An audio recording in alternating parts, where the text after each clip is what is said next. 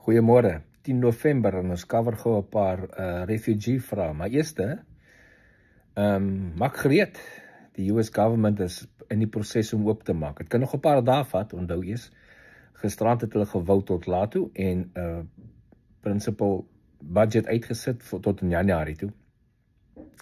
So die kanse dat die US government oopgemaak teen die einde van hierdie week is baie goed op die oomblik en dit sal hou tot in Januarie toe.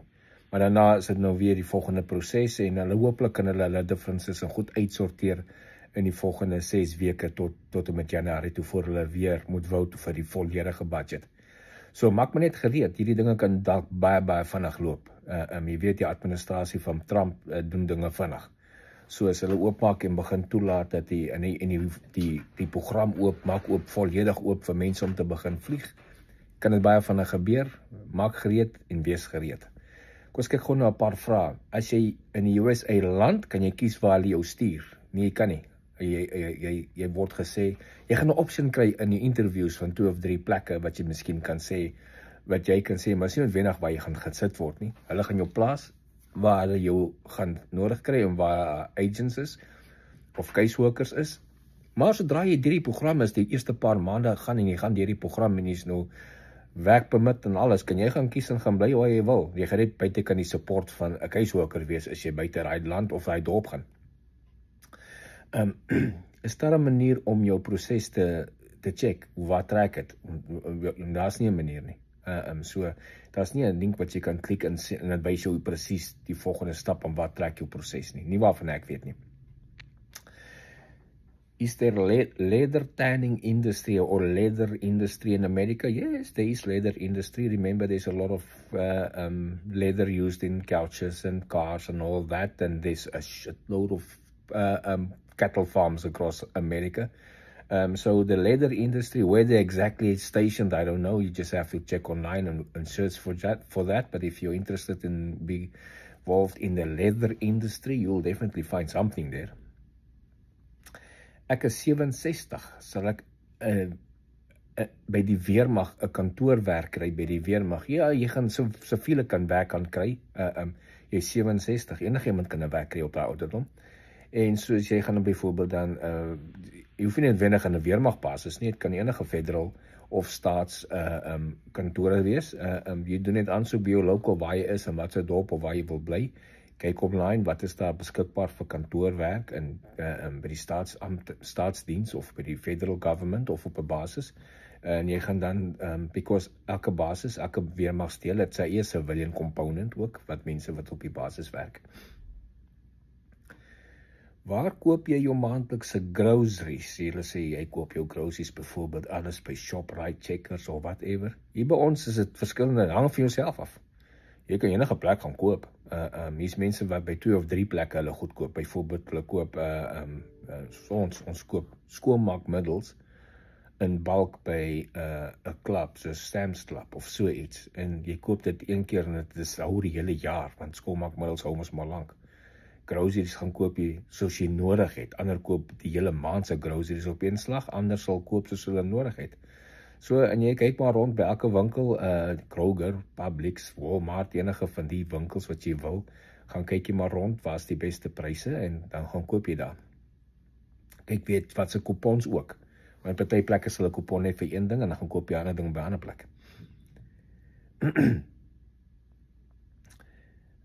Iemand sê, jy sien kinders verdien credits vir universiteit, terwyl hulle nog op hoërskool is. Ja, so, van jou vakke op hoërskool, kan jy vat, dit is college level vakke.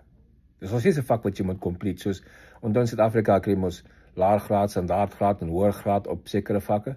Hier's ook sulke tipe goeders, maar jy sit dit soos is die gewone skool, standaardvlak, en hoërgraad is actually die college vak. So, as jy daai wiskunde vak gevat het in matriek, en dit was 'n college level vak, dan het jy hom klaar gecomplete. So, as jy college toe gaan, hoef jy dit nie weer daar te doen nie.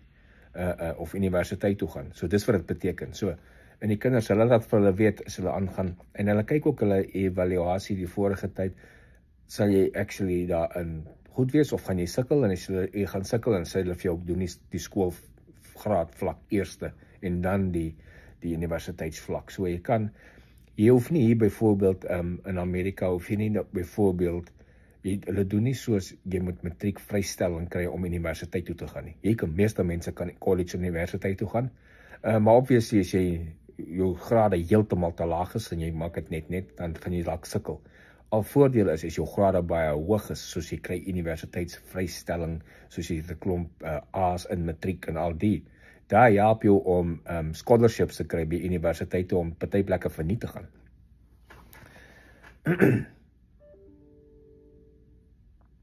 Kan ek werk by die US military kry as 'n plumber? Ons het nie spesifiek 'n plumber job as 'n soldaat job nie, maar was baie jobs as soldaat jobs. Spesifieke jobs soos daai gaan onder kontrakteurs val en jy kan vir 'n kontrakteur werk en hy kontrakteur kry die kontrak om dele basiese plumbing te gaan doen of so iets. Maar daar is sulke tipe werk, jy net kyk, dis nie noodwendig spesifiek net vir plumber in die military as 'n soldaat nie. Dan vra iemand van watse jaar is skool verpligtend. As jy 5 jaar oud is, dan gaan jy nou kindergarten toe. Pre-K is 4 jaar oud, maar nie verpligtend nie. 5 jaar is kindergarten en dan sit nou skool verpligtend tot jy klaar is met skool. Is daar naskoolsentrums? Ja, enige plek het naskoolsentrums. Daar's baie naskoolsentrums en jy gaan betaal daarvoor. Behalwe as jou kind op skool by as die skool self 'n naskool aanbied waar kinders kan verniet, maar dit gebeur mense met betaal vir naskool. En dan vra iemand ook, is daar skole wat hulle sien jy moet in die community skool gaan? Ja, daar waar jy bly, jou adres is geconnect in 'n skool. Jy kan nie na 'n ander skool toe gaan nie, jy moet na die skool toe gaan wat jou adres in connect is. So is in hy county en in hy community. Die eerste manier dat jy na 'n ander skool in 'n ander county toe kan gaan is byvoorbeeld as jou ma teacher in 'n ander skool is en sy vat jou saam met haar.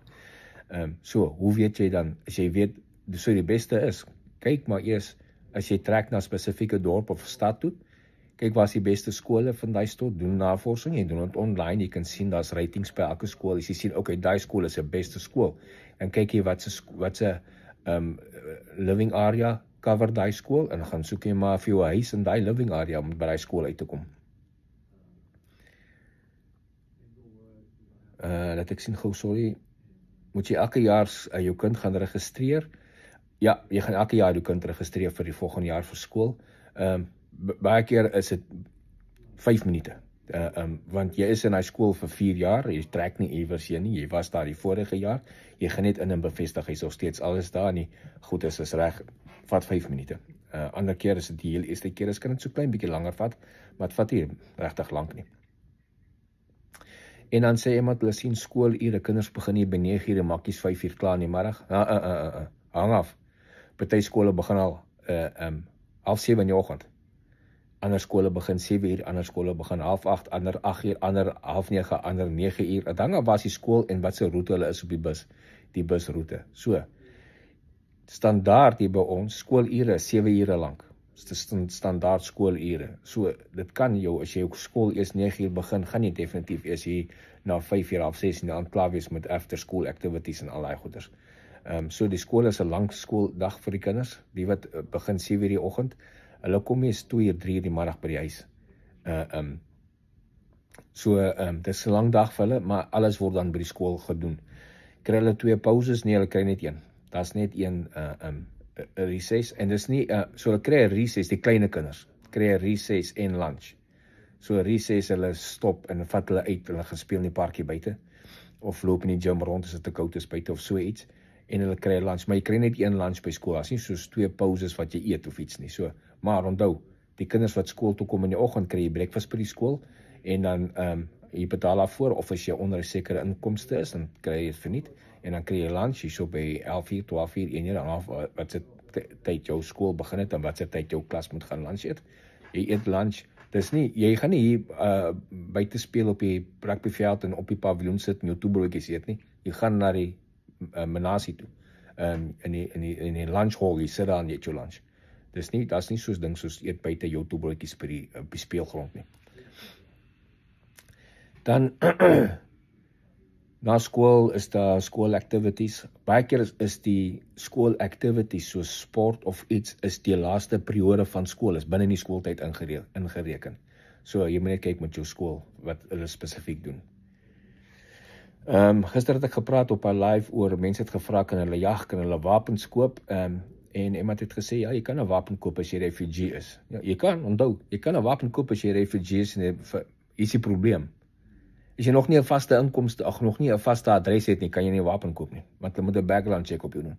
So, jy gaan eers 'n wapen kan koop sodra as jy 'n vaste permanent resident het, sodat hulle dit kan gebruik om 'n background check op jou te doen. En obviously gaan nog steeds op refugee status wees teen die tyd wanneer jy dit kry, maar jy kan nie dink as jy hier aankom die volgende dag in die Walmart en koop vir jou gun. Het gaan nie werk nie. Jy gaan dit nie kry nie. Party state het ander limitations ook wat ander nie het nie. Party state kan jy vandag by die Walmart instap en vir jou 'n shotgun of 'n pistool of iets koop en dan môreoggend kom jy so toe en jy kry en tel hom op en jy gaan. Ander state gaan jy 'n week moet wag, ander state 2 weke. Dit hang af van die state, verskillende state en dit hang af van hoe lank vat jou background check. Wat kos medies vir 2 mense? Ek kan nie vir jou sê nie. Dit kan enigiets van $100 'n maand kos tot $700, $800, $900 'n maand. Dit hang af van waar jy die medies het, by watse company jy werk en watse coverage jou maatskappy vir jou gee. So medies dis 'n kapitalistiese system hier so by ons, elke ou maak sy eie prys.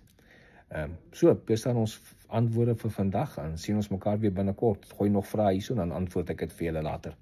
Baie dankie.